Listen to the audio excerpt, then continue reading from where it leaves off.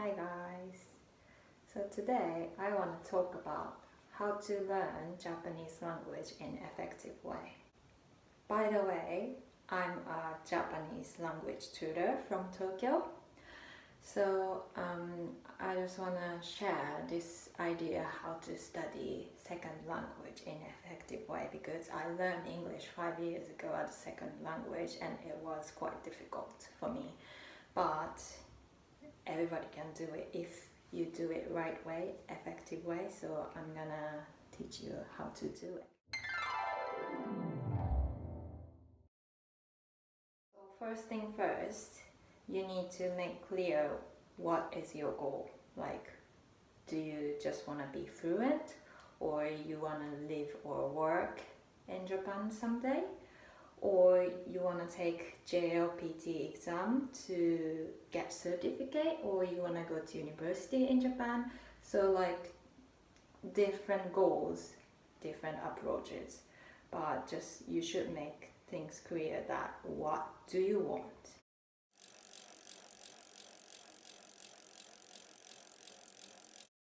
I mean, yes, it's not only Japanese, just learning another language is quite difficult, takes so much time, so you should know that.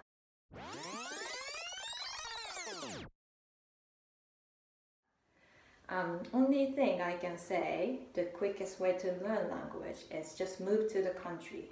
So if you want to speak Japanese, move to Japan. That's the only thing I can say, quickest way.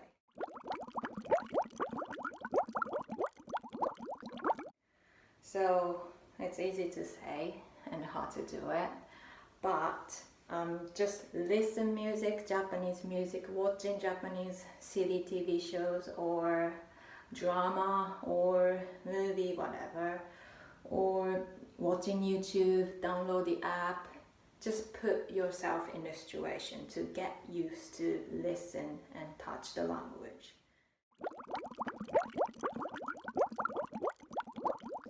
This is very important, okay?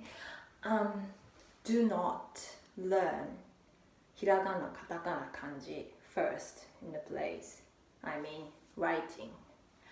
Because the reason why I would say that is Japanese language is one of the most complicated language in the world because of the writing system. We have strange 3 ways to write and read. And I don't want you to waste so much time to remember those weird symbols and stuff. Just the first step is get used to the language. So just memorizing vocabularies, memorizing phrases to use. Then just practice speaking and listening. Then maybe you can start making sentences with those vocabularies and phrases. Then maybe you can learn grammar. Then maybe it's time to study hiragana, katakana, kanji. Especially, I know a lot of people love kanji because it's beautiful and unique. But for beginner who wants to speak Japanese fluently, kanji is not important. For example, when I was a kid, I couldn't write kanji. I didn't know how to read kanji, but I knew how to speak. I knew how to communicate with people.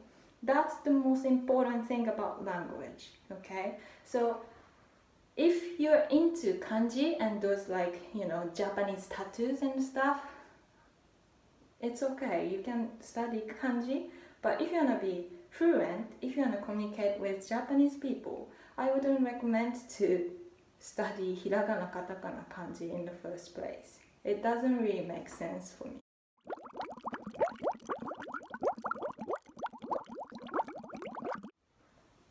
So, as I'm tutor, I recommend you to study vocabularies first, nouns and verbs and adjective. Whatever you are into it. If you are into anime, watch anime, what they're saying, and then pick up the vocabularies. Or if you have any favorite food, for example ramen, and how to pronounce ramen correctly, and you can start with anything you like.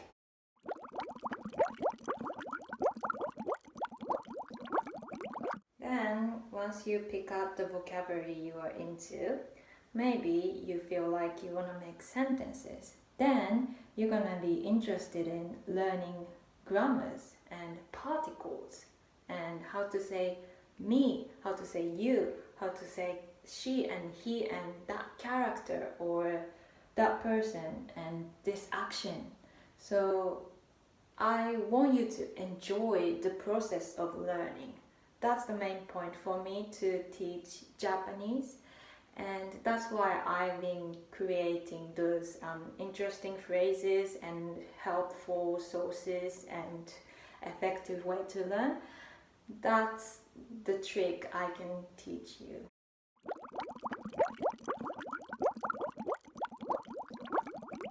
And now you are ready to learn grammar.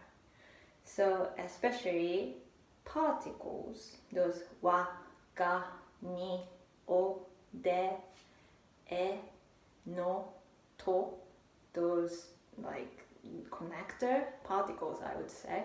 Anyway, so they are very important to make when you make sentences. So I recommend you to study particles, grammar first. Then maybe time, how to make it past, how to make it negative.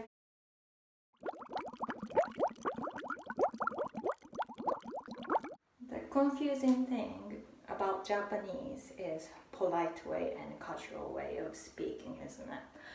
So, but for beginner, I wouldn't recommend you to study polite way because people don't expect you to speak like that. For example, when I was a kid, I didn't know how to speak in polite way, obviously. And so as foreigners, we don't expect them to speak like very polite way. We love seeing you guys trying to be polite, but like for studying, it doesn't really help you to improve quickly because like it takes double time if you want to study polite language. So the first thing is just study casual way. Then once you get used to it, or once you get to Japan, you're gonna learn those manner and you're gonna learn polite way to say. So don't worry about polite way form too much.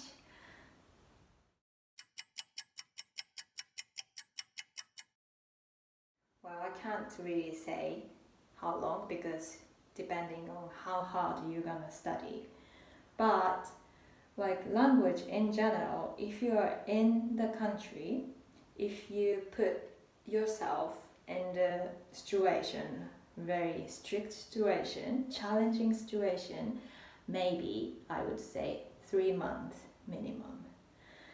Then your brain start thinking in Japanese. That's the sign of, oh, I'm improving my language. Because before you speaking, in your brain, you speaking your mother language. For example, if you're American, you are thinking in English. But if you want to be fluent, you need to start thinking in the second language you want to speak. Because every time, do you have to translate in your brain? No, it doesn't work like that. If you want to speak another language, your brain should be in that language, not your mother language. So that takes like about 3 months, I think, in my experience. Then another sign of, oh, I'm improving is you start dreaming in Japanese or in the language you want to learn.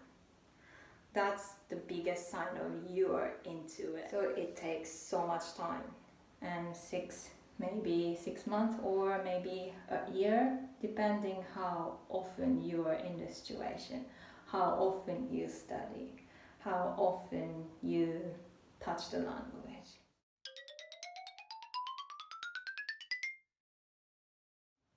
So once you complete hiragana, katakana language, it's time to move on to kanji. Because it's pretty impossible to learn kanji first. I know a lot of people wants to learn kanji, but let's do hiragana first. Because, you know, when I was a kid, I told you I couldn't read kanji that much because I didn't learn. And I don't even know how many kanji I know right now. And I don't even know how many kanjis exist in this world, because kanji is coming from Chinese language, but we use that in different ways. Some of them are the same way. Anyway, so I'm still learning kanji, I can say that. Sometimes I'm like, oh, how to read that kanji, which I don't even know. So I have to go Google.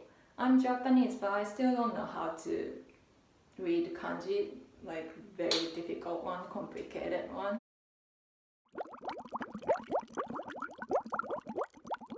And when you study kanji, I know there are a lot of apps and internet sources, website, everything. But kanji, I think the best way study is just write. Revise, review, repeat. They are very important because especially if you are not in Japan, you don't use the language and you forget. So for example, me, if I'm currently in England and I speak English, that's why I don't forget the words and vocabularies and stuff. But if I move back to Japan completely, I bet I'm gonna lose my English easily because I'm not gonna use it that often. And even I'm in England, or I'm out of Japan for a long time, and sometimes I forget how to write kanji, and also I forget some complicated vocabularies. So language, if you don't use it, you're gonna lose it. So like you just have to keep revise and repeat and use it every day. Even just like, oh, I can't be bothered today, I'm so tired. But why don't we just, look at some kanjis or make some note, like diary in Japanese or something like that, or even just listen music or watch Japanese movie. That helps. So just make your time to be in like Japanese situation.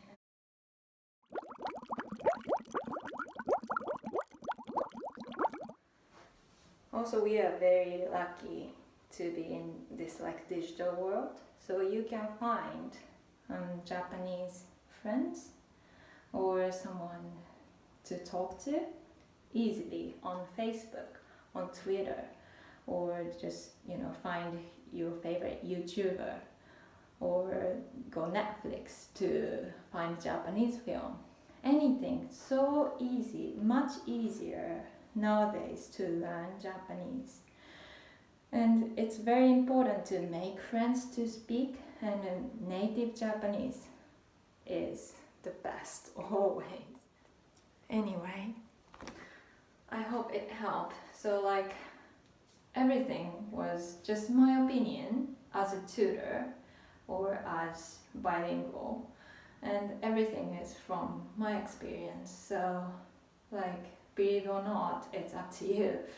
And I hope you enjoyed this video, and I hope you learned something new. And yeah, and please let me know if you have any specific suggestions or like requests for the future video. I would love to hear your feedback anytime. And also, if you have small questions about me or about Japanese language or culture, feel free to ask me, leave in the comment. Or, by the way, I created my Instagram account finally, so that would be easier. If you follow me, you can comment or even DM me or whatever. And yes, and I hope you have a wonderful day and see you next time.